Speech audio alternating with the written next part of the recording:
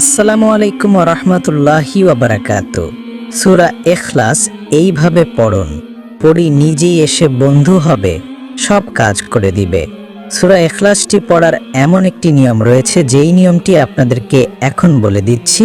আপনারা যদি সূরা ইখলাস সেইভাবে পড়েন, পড়ি নিজেই আপনাদের সামনে হাজির হবে, পড়ি যখন আপনাদের সামনে নিজেই আসবে তখন আপনাদের বন্ধু হয়ে যাবে, আপনাদের সঙ্গে বন্ধুত্ব করবে এবং আপনাদের যা প্রয়োজন তারা আপনাদেরকে জিজ্ঞাসা করবে যে আপনার কি প্রয়োজন, সেটা আপনারা তাদেরকে বলবেন। তাহলে দেখবেন আপনাদেরকে সেই জিনিসটি এনে দিয়েছে, বা আপনাদের দ্বারা কি কাজ, মানে তাদেরকে দিয়ে আপনারা কি কাজ করাতে চান বা তাদেরকে আপনারা কেন হাজির করেছেন, সেই কথা আপনারা তাদেরকে বলার সঙ্গে সঙ্গেই দেখবেন যে আপনাদের সেই কথাটি শুনবে, কারণ পড়ি আপনাদের বন্ধু হয়ে যাবে।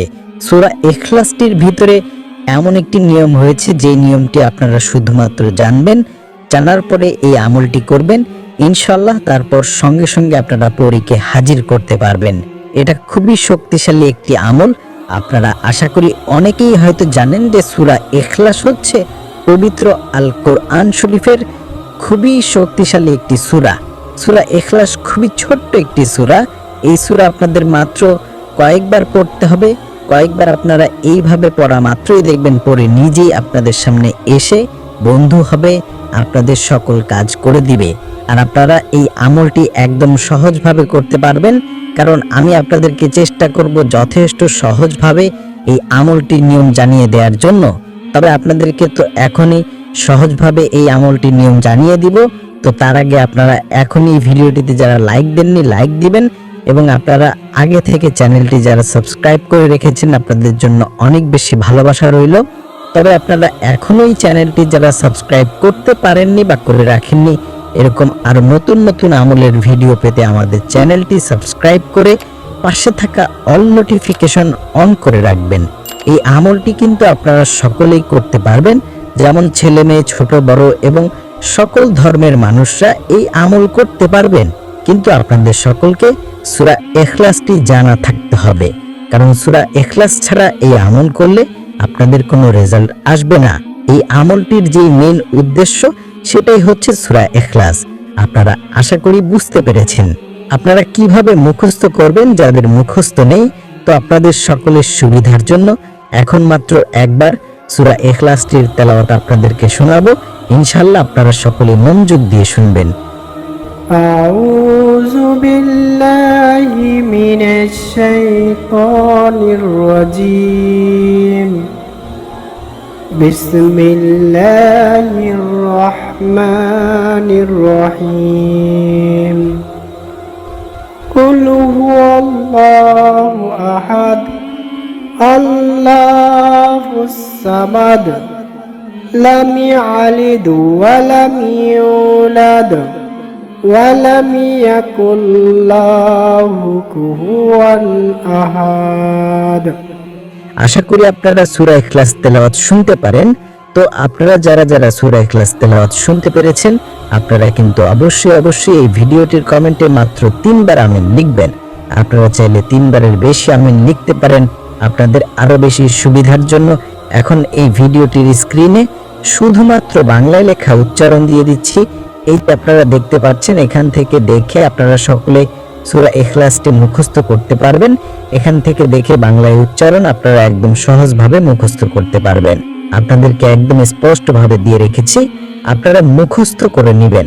আর আপনারা কিন্তু কোনোভাবেই যদি সূরা ইখলাস পড়ে এই আমল করার সময় ভুল করেন, তাহলে কিন্তু হবে না।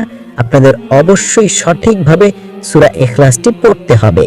তো আপনাদেরকে তো এখনই আমলটির বিষয়ে অনেক কিছু জানিয়ে দিলাম। এখন যে মেইন পয়েন্ট রয়েছে এই আমলটি করার জন্য শুরু থেকে শেষ পর্যন্ত নিয়ম, সেটা বলে দিচ্ছি।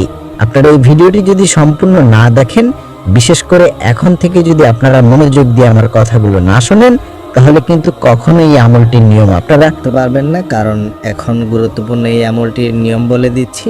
তো এই আমলটি করার জন্য প্রথমত আপনাদের অবশ্যই এই যে ভিডিওটি রয়েছে এই ভিডিওটি সম্পূর্ণ দেখতে হবে, এবং এই ভিডিওটির মাধ্যমে যেই মেইন নিয়মগুলো বলে দেওয়া হবে সেই নিয়মগুলো মানতে হবে। মানার পর তারপর আপনাদের এই আমলটি করার সময় ওযু করতে হবে। আর আপনারা অনেকে হয়তো ভাবছেন যে এই আমলটি কোন সময় করবেন। এই আমলটি কিন্তু আপনারা যে কোনো সময় করতে পারেন। সেটা দিনের বেলা হতে পারে, সেটা রাতের বেলা হতে পারে, সেটা অন্য যে কোনো টাইমে হতে পারে। কিন্তু শুধুমাত্র একটি সময় আপনাদের এই আমলটি করা যাবে না। তো সেই সময়টি আপনাদেরকে বলে দেই, সেই সময়টি হচ্ছে আজানের সময়।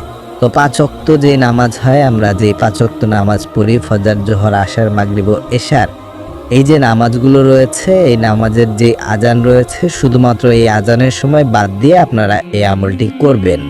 আশা করি বুঝতে পেরেছেন। তো আপনারা প্রথমে অজু জায়গাতে বসবেন, যেই জায়গাতে আপনার আশেপাশে কোনো মানুষ থাকা যাবে না।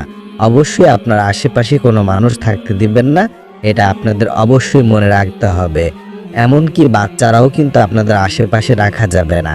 তো আপনারা একে একে একটি জায়গা বেছে নেবেন অথবা একে একে একটি ঘর বেছে নেবেন, যেই ঘরের ভিতরে আপনারা এই আমলটি করবেন। কেবলামুখী হয়ে বসবেন। আপনারা প্রথমে মাত্র 5 বার বিসমিল্লাহির রহমানির রহিম পড়বেন।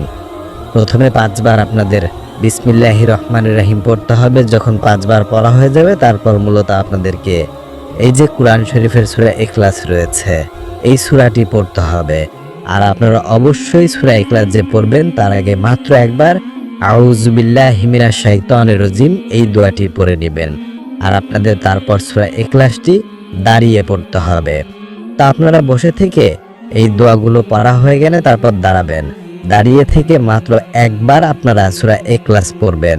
তখন কিন্তু আপনারা মনে মনে পড়বেন না, আপনারা উচ্চ স্বরে অথবা জোরে জোরে তেলাওয়াত করে পড়বেন। এমনভাবে পড়বেন যেন আপনারা আপনাদের নিজের কানে শুনতে পারেন।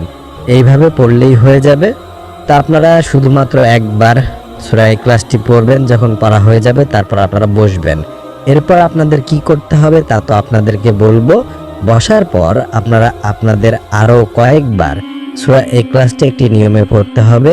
সেই নিয়মটি আপনাদেরকে বলে দিচ্ছি। তার আগে এই আমলটি করার জন্য আরও একটি খুবই গুরুত্বপূর্ণ নিয়ম রয়েছে। সেই নিয়মটি আপনাদের সকলকে মানতে হবে। এখন আপনাদেরকে জানিয়ে দিচ্ছি, আপনারা শুনুন। তো আপনারা এই আমলটি যখন করবেন, সেই সময় আপনাদের সঙ্গে একটি কিতাব রাখতে হবে। কারণ আপনারা যদি সেই কিতাবটি এই আমল করার সময় আপনাদের সঙ্গে না রাখেন, তাহলে কিন্তু আপনারা দেখতে পারবেন না এবং পরীক্ষা হাজির করতে পারবেন না। অবশ্যই এই আমলটি করার সময় আমাদের দেয়া কিতাব আপনাদের সঙ্গে রাখতে হবে। সেই কিতাবটির ভিতরে পবিত্র আল কোরআন শরীফের এমন কিছু আয়াত এবং এমন কিছু নকশা রয়েছে, যেগুলো আপনাদের সঙ্গে থাকলে আপনাদের কোনো ক্ষতি করবে না। আপনারা দেখতে পারবেন, খুব সহজে হাজির করতে পারবেন এবং তাদেরকে আপনারা যা বলবেন তাই শুনবে। এতক্ষণ আপনাদেরকে এই আমলটির যে নিয়মটি জানিয়ে দিলাম, আশা করি আপনারা সেই নিয়মগুলো বুঝতে পেরেছেন। যখন আপনাদের সূরা ইখলাসটি দাঁড়িয়ে থেকে সেইভাবে পড়া হয়ে যাবে, তখন আপনারা যখন বসবেন, বসার পর আপনাদের সূরা ইখলাসটি পড়তে হবে মাত্র 40 বার। একটু কষ্ট করে আপনারা 40 বার পড়বেন বিসমিল্লাহির রহমানির রহিম সহকারে। আশা করি বুঝতে পেরেছেন। যখন পড়া হয়ে যাবে, তারপর আপনারা চোখ বন্ধ করবেন। বন্ধ করে আপনারা শুধুমাত্র 1 মিনিট অথবা 2 মিনিট থাকবেন। থাকার পর আপনারা আস্তে আস্তে চোখ খুলবেন। চোখ খুললেই দেখবেন আপনাদের সামনে একটি পরী এসেছে অথবা পরী হাজির হয়েছে। আপনি কি পরী বাধ্য করতে চান? একটি পরী বাধ্য করে সেই পরীকে দিয়ে জটিল এবং কঠিন কাজ করিয়ে নিতে চান? আপনার সকল কাজকর্ম পরীকে দিয়ে করাবেন। পরী বাধ্যকরণের জন্য এই কবচটি আমরা অনেক ঘাটাঘাটি করে, অনেক সাধনা করে তৈরি করেছি। যার কাছে এই কবচটি থাকবে, তার সাথে পরী বাধ্য হয়ে থাকবে, বন্ধু হয়ে থাকবে। সামান্য হাতিয়া দিয়ে এই কবচটি নিতে যোগাযোগ করুন। আপনি কি পরী বাধ্য করতে চান? একটি পরী বাধ্য করে সেই পরীকে দিয়ে জটিল এবং কঠিন কাজ করিয়ে নিতে চান? আপনার সকল কাজকর্ম পরীকে দিয়ে করাবেন।